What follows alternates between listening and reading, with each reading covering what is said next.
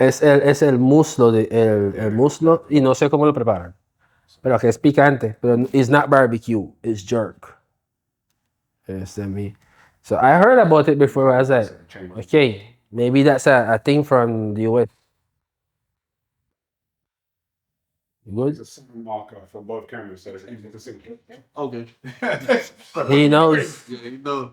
Nah, let me show you. Actually, let me show you the jerk chicken. Damn. This is like we used to always go to the like Jamaican restaurants to get the jerk chicken. So And here's the season itself. This is ready-made season. Normally we make the season ourselves. I know this season, Yeah. but I know this You know, season. Slice? Oh, okay. Okay. All right. But as how I tell, that's in San Luis. That's in San Luis. It's like Jamaica. It's like Caribbean barbecue chicken. Right. That's all right. But you. But I mean, I don't think home between islanders we say jerk chicken. We just say fried chicken. Have you heard a San Andrés guy from the island saying he's gonna eat jerk chicken? well, I mean, But it's not fried. no, he said like It's not fried. No, but we just call it fried. in the island they don't call it jerk chicken. Maybe they call it something else. Yeah. Well, we just eat fried chicken. We got any fucking thing fried But we have jerk chicken. It's different. It's only Jerk made chicken in is- the barbecue. in barbecue. Only made in the barbecue. Yeah. Damn. It's good. You have to season it from 2 days before with that season. No, I want to go back to San Andrés just to see if I'm wrong. So when are you planning on going back?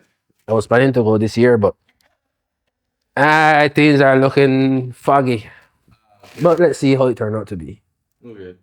All right. So ready, man. Let's go. All right. Yeah, just introduce yourself first. Creole, English, or what? Whichever you feel comfortable. All right. So, well, hi everyone. My name is Shonan, and I'm from Providence and San Andrés Island, or the archipelago of San Andrés and Providence, Santa Catalina Island. So how he's going to ask a question, he's going to ask a question and you have to answer the question in a way that suggests what the question was because we're not going to have the voices. Our voices are not going to be on the recording. All right. I know what you do. Okay. So first, just tell us about San Andres, like the island, like what it looks like, what kind of foods you can find there, just how the island is. It doesn't have to be a deep, like detailed thing, but just a little small, brief. All right. So, You can actually tell us the location. It's a small island located here. right. So that's what I'm going to. Providence and San Andrés Island. So, the way you feel as an islander is being able to go from St. Catherine to Providence and San Andrés, it's a little bit of change between each three, but it's the same general content from the island. The same culture, but there are small things that change that you need to be there and from there to understand what it is. You understand me? The environment from there when I was growing up is a peaceful place. We don't have like ghettos that where people shootings. We didn't have that. Nowadays it may be, but not before. I was talking from my perspective as a child growing up on the island. It was a peaceful place. You could have leave your house open for hours. No one is gonna mess with your stuff. You understand me? Providence and San Andres are a bit different in the sense that Providence is more natural, it has less people. It has like 5,000, 10,000 inhabitants. San Andres have like almost 100,000, 120,000 people living there, which between those are Raizal islanders people, born descendant of slave and slave owners that grew on the island. You have islanders people who went there with their family and then start having their children there. And then you have those that were from Libano and Paisas that from Colombia, they're living there. So really, the experience varies depending of which part of the island you live. You understand me? If you want to have a real islanders experience, you need to go maybe to South Rock Hole, Round the Rock. Those places you will know what it is to feel like to live as an islanders. We used to go San Andres to catch crab you know, digging a hole in the mud and taking out the crab, and you just put it in the bag and walking, going back home. We used to go to coconut fishing to make a rondong. So that's crazy because the rondong is a Caribbean dish, but every island have a different way of making it, you know. So I learned to make rondong different. Me while I was here, I start doing different experiment. And my friends, even that are here, do different things because normally you should cook the rondong on wood, not on gas stove. You understand me? So it could give a spicy taste. And but going back to your main question, it Let me pause you there a second, Nick. I need you to move because you're looking at Nick. all right. Camera, you keep kind of looking away from. It's going to be natural. If you sit Right, down, right. if you sit down, there, you can still have the natural because you need that natural. Right, right. Camera, talking, not talking. Yeah, yeah, yeah. That's real. I mean, It's going to be easier. So if you just sit down there, Nick, just talk. looking at this. Really looking at that camera.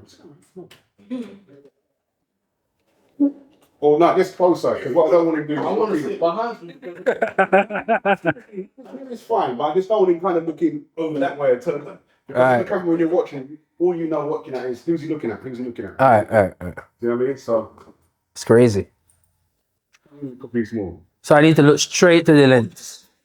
One of our, at least we're looking in this direction. All right. But I don't want it to look like blatant, like he's talking to someone over there or he's talking to someone over there, which Alright, is cool. kind of what was happening. So, okay, carry on from where you were talking about the way you make rundown and stuff. Right. So we have the natural rundown where you put in fish. We normally put in dumpling. If you have crabfish, if you have bosco, yuca, plantain, sweet potato. You have some people who put in banana, but we not used to put in banana. We like replace it with breadfruit. You understand me? And we make the coconut oil boil till it stay thick and white. And then we start chewing first that part that maybe we throw the breadfruit first because the breadfruit cook quicker and faster than the yuca and those things, you know. You just so you guys know, and everyone have a different type of way. Like you could be from San Andrés, but if your family grows making rondong, they know that they have a way. Maybe they do the dumpling different, so everything change depending which family and which part of the island you making that rondong. You know. All right. Do you have a question? No, I mean, for me, Okay. just a consideration what you were saying about rundown. Anything because you can explain the difference. When I first got here, all the Colombians were telling me, you have to try this dish in San Andres called rondon. I was thinking, what's that? I mean, they have that in I Jamaica. come there and they were like, rondon. I was like, you mean rundown? Rundown. Is what we call in Jamaica and Right. the Caribbean islands. But the way they said it was rondon, like it was something completely Different. different. I eat this all my life. Like, Right, right. this is not some. You know, I have a Jamaican. Well, I had a Jamaican friend. I really don't know if he's still alive, but hopefully. Uh, I'm sorry. Crazy story. And he told me that you guys, we in Jamaica, we leave the oil, we leave the coconut, so it could turn into a oil, and then you start cooking based on that oil. We just cook the milk for it to get thick, but we don't turn it into oil. You know, he cook it down until it get brownish. And we on the island of San Andres, we cook it maybe till it get a little bit darkish white, but then we take off the excess part of milk and we start putting everything. So that's something that changed between island and island, you know. And you have to take into consideration that when the slave owner came with the settlement, a lot of Jamaicans went to Providence also. Jamaican slave went to Providence also. My grandfather, rest in peace, that was my mother father. He is descendant from Jamaica because his grandfather was a Jamaican slave and he went with his father to San Andres where he would pass away. So he was a Sams. I really don't know where the last name came from.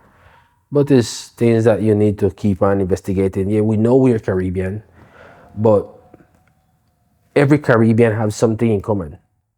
Our culture was built on top of what the colonizer left. You understand me? So we take those resources and we make something new from it. You understand me? I see there's a place here named Palenque. Have you guys? Hope you guys have ever went there. They have this really tight firm, like it was like a small Africa within Colombia. They have a dialect that is crazy hard to understand.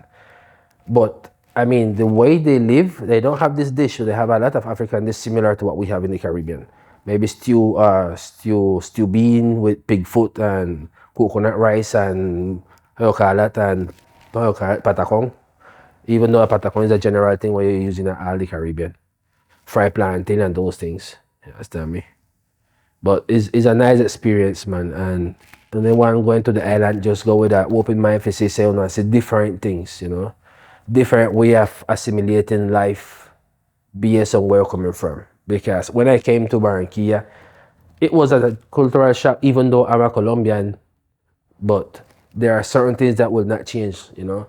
San Andrés people are very smileful people, are very joyful people. When you come to Barranquilla, you will see the same people will laugh with you, even though they're not having a good day. Like, hey, how are you doing? Like, because it's the same Caribbean vibe. Okay, so one thing I got a question for is the dialect, because tell us a little bit about the dialects and the language you speak. Because as I said, when I first come in, people told me it was some strange African. Well, that's what I'm going to. We Creole, we speak it, we say it's a broken English. Because I could say, where are you going? And cult and structural grammar for English, you know how where are you going is written, right? The grammar for it. But in my Creole, it could have the same grammar as an English, but I will just take those words and put it different place and give it a different sound. Instead of where are you going, where you're going. So the where are you is where you're going. Where are you going? You understand me? And as I once said to a friend of mine, the more people know our dialect, the more people will eventually try to go to the island and, you know, have it be known worldwide, because it's still 2022 and a lot of people don't know where San Andres is located. You understand me? So I would like our Creole, as just as the Jamaican Creole, people hear Jamaican Creole, oh, he's from Jamaica, oh, he's from Trinidad. So the same in the future, I would like to, you know, oh, that Creole sounds like a Creole from San Andres. You understand me? Because if Creole was a language, which it should be, because in every island of the Caribbean they speak Creole, it will be just as living in Maine and going to New York. Accent change, but it's still English. You understand me? But that's like a dream of mine that it could be a language someday. Beautiful. So why, in your opinion, do you think it's San Andres remains so hidden, this mystical hidden island of San Andres and Catalina and Providencia? That's a good question. Why the island? Even though the island has exported like basketball players, it does not excel in the media. You understand me? So San Andres has been like, this word will sound like the duck of the duck of gold eggs for the country. You understand me? And if San Andres does have more people coming in without control, it's not good for the government. You understand me? So they make sure they are able to control how much people come to the island and how visible is the island, much growth they want the island to have, because San Andres could be way farther than what it is right now. You understand me? We have a lot of sea territory and we have air sky territory. You understand me? So San Andres should be on like, oh, look at this. Oh, you're living in Thailand. Hey, this is place is San Andres. You know, living in Russia. You should know about San Andres, because it's Caribbean, but it's not exactly in that Caribbean chain of islands. So it should be something more like, oh, damn, I want to see what it is. You understand me? But really and truly, I think that's one of the main reasons why the island is not so known, is because our government keep it like, this is my precious, you know, so I'm going to give access to who I want to it. Okay. I just need you to frame the beginning of that question again so it's clear what you were being asked. So if you can just say The one of the reason why, reasons one of the why. reasons I think why. Okay. One second. So, because I don't want to talk at the same time, so it can record it. So, So one of the reasons I think why San Andres is not so worldwide known until what this is 2020, 2022, and it's still like many people don't know about this island is because I think the government may influence indirectly or directly in that, you know, giving San Andres a wide range publicity that could, bring in more travelers to the island. That would be my thinking about it because I have known people from French, from Italy, from Germany, from Chile, but the way they get to know about the island is through a friend of a friend or through a diving center, but not like publicly on a magazine cover or maybe not in a movie. That's a way some plays get more popularity, putting it in play things that people see most. You understand me? But if I'm a diver and I have a lot of friends and I have a group of chat, well, hey, you could visit this place. This is a nice place to dive because people go a lot to dive to those islands. Or this is a peaceful place. People who travels backpacking, you call the word. So that's more like what I used to see coming into the island when I was growing up. People who are just travelers, but maybe I'm a businessman, and I'm always used to go to certain place because I don't know that there's somewhere else. So if Colombia had this opportunity to say, okay, we're gonna have a movie in showing in Spain, and in Spain the movie is gonna show piece of the island, like it will give it more notoriety worldwide. That would be my thought upon it. and I'm gonna ask one more and jump in. In terms of the fact that Colombia kind of owns the island loosely by decree in some kind of vague, semi-legal sense. How does the culture that the Raizal people, the original people, I know it's not a race thing, black, white, or Right, other, right. just the original island people feel in some sense it's about kind of being their sovereignty changing and being moved to another country or moved to another culture. Okay, so there are two different thinking. You have two different group of peoples. The way they see how the island now belongs to Colombia. I mean, first San Andres and Providence and Saint Catalin was belonging to Nicaragua. And you guys know about the Mosquitos Islands. We were based 100% fishing cultural people who used to survive doing fishing, and we used to do our ground like planting and surviving from the ground, fishing in and trading.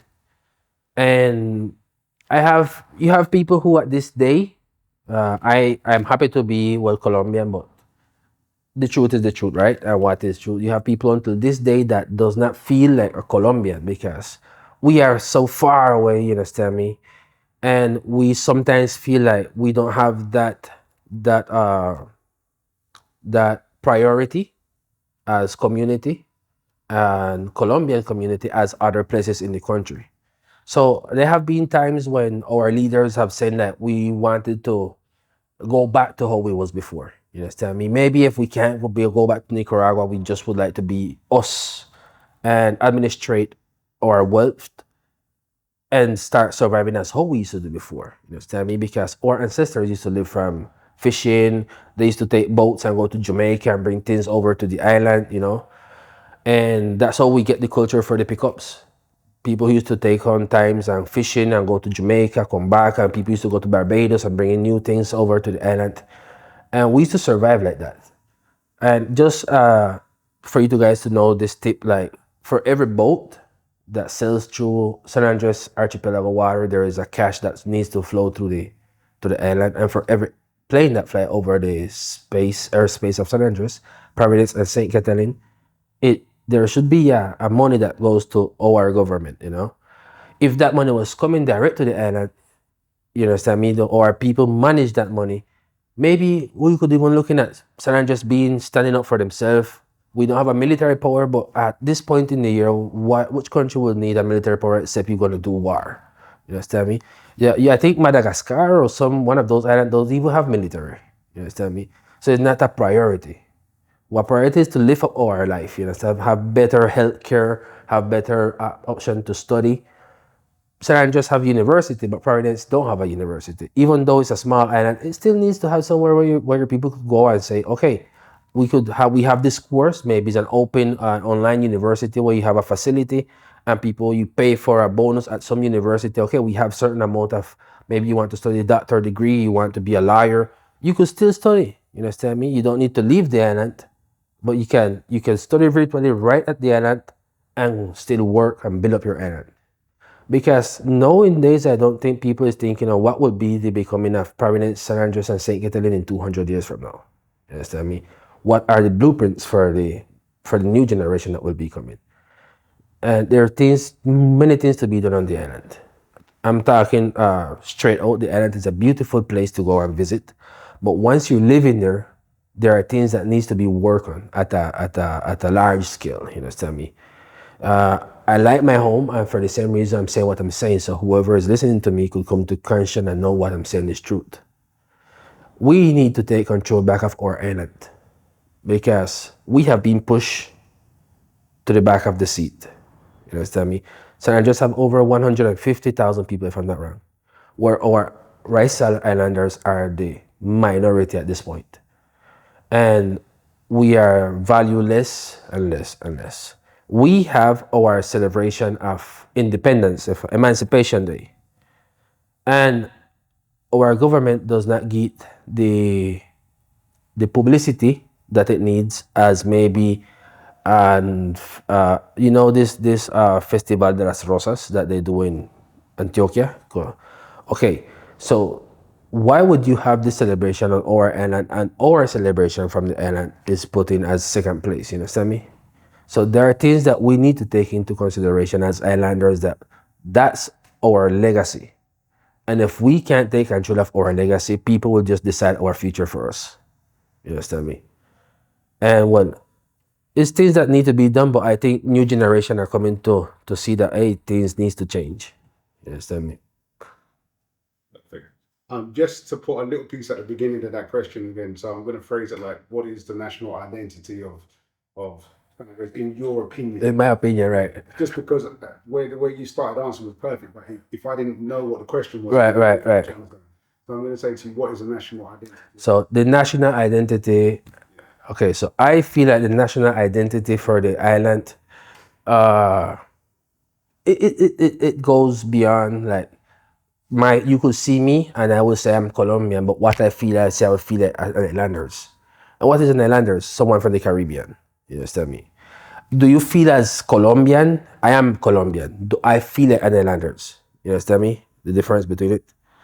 So I will go anywhere I go. I'm Colombian now, but I feel like an Islanders. I am an Islanders. So people ask me, where are you from? No, I'm from Colombia. I'm from an Islanders. I'm an island that belongs to Colombia. You understand me? I have clear who I am and where my people came from. So I just can't say, oh, Nicaragua is bad. And Nicaragua have been there for the islands many times before Colombia.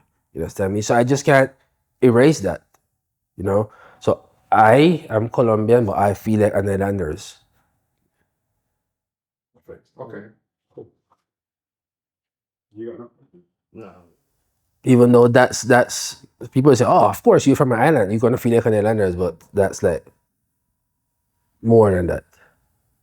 okay. And if there was, if you got, I'm going to say to you, if you have three things for you that really represent who you are as an islander from San Andrés, what would those three things be? Could be anything. Okay, but you guys need to take into consideration when you say San Andres, is archipelago of San Andres. Because people might say San Andres and forget that there's a next island there and there's a next little island beside that little island, you know? All right, well, answer that. Put that in there. That's important, please. Frame that in there. Because, just so we are clear when we're speaking about San Andres, it means that. Right. Okay, so there are, well, for me, three things that define me as an inhabitant or an habitant of the archipelago of San Andres, Providence, and St. Catalin Island. First is my Creole.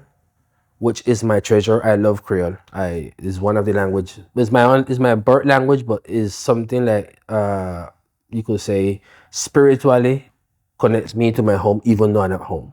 You understand me?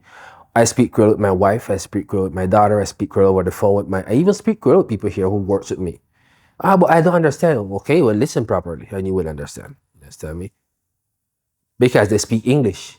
You know. The second thing would be our gastronomy. You understand me? And the third thing would be our way of thinking. People say that I'm like egocentric. Like when I came to Marinki, I was like, oh, but you're too. What is the word that they use? Like egocentric. In Spanish, I would say like uh, egocentrico, proud. You know, we are proud people. We have a lot of struggle. You know, coming from where we were to where we are, still fighting to get what we deserve. Because not the fact that you give me something means that I have to be happy if you're not giving me what I'm looking for. I will thank you, but that doesn't signify I'm going to be happy with what I have because that's not what I'm looking for. So those are the three things that I personally feel that represent me as an islanders from the archipelago of San Andrés, Providence, and Saint Catherine. Because many people say, "Hey, San Andrés, San Andrés, San Andrés," but there are two more islands that make San Andrés what it is also. Because we have trade in between those two islands as well. You understand me? There are family that live in San Andrés and also same family that lives in Providence. So it's hand, arm, and wrist. You could say that's one community. Beautiful. I don't have any questions. You got any questions? Nah, that's good. We got You have a question? 30 minutes. You have a question? I didn't want to go into politics, but it's something I can't avoid. You know, when I see something that is not right, I just try to vent it as so people could see it. Present real people's opinions who are from the island and who are island people. Like for me, you said to me, your identity is from the three islands. To me, everything you said to me about proud of gastronomy and everything else. That's island people. You go to any island in the Caribbean, they're going to tell you the same three things. All right. And we are proud people because we come Right. from small. In Jamaica, they say we live with Talawa. All right. We're big. It's the same attitude you have from all of the Caribbean islands. So for me, it's important for me to hear you say that because I know the audience we're going to give this to are a very global Caribbean audience, and everybody's going to be able to resonate Right. with a lot of the things that you're saying. They say, yeah, so what for real? Why don't we know this?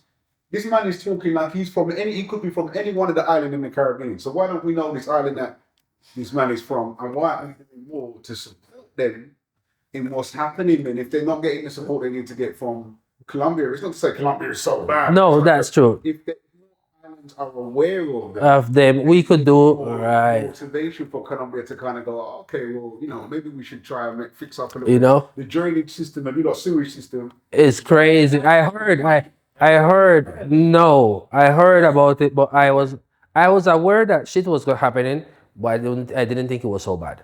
Then they told me that insecurity is at the peak. You know, and you have to understand something. San Andres, when San Andres people started to realize that, oh shit, I could have money by selling land. They did not realize what was going to happen 50, 60 years after. You understand me? So I have my land, but I sell everything in front of me. So I have to come through this little way to go to the main street. I know I'm crying, but it was not my fault. It was an unknown of my ancestor who didn't realize the importance of what they had at that moment. You understand me? And you have to take into account that business people just go, oh, I have this for you. Take it, take it, take it. It's good, it's good, it's good. But then I'm going to be like, fuck, this was not so good as what they told me. You understand me? At the moment, they told me once that you don't do two things. When you're happy, don't promise. And when you're mad, don't talk. You understand me? And if I'm seeing money and I'm happy, I'm like, okay, yes, this is going to be good for me. And then I'm like, oh, this wasn't good for me. So my children are going to suffer for my actions. And that's what's happening. People, I know people who have vast land in San Andres. And what happened? People that went illegally are taking over the land. And if they fight, no one listen. Ah, but you're not using the land. Like, but Jesus is mine. You understand me? 1 acre of land is mine, is good.